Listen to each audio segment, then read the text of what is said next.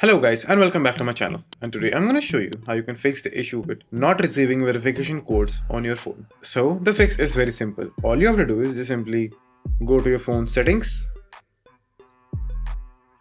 then search for apps, then click on apps, then choose manage apps. Over here just simply search for messaging.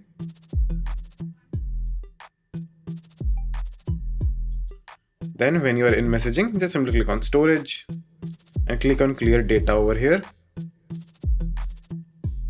Then just simply click on clear cache. Then click OK. Then go back. Then just simply click on force stop. Then click on uninstall update. Now just simply go back to your home screen and launch your messaging app. And then just simply click on OK. Then not now. Then agree. Then again go to home screen and check whether are you getting the verification codes or not.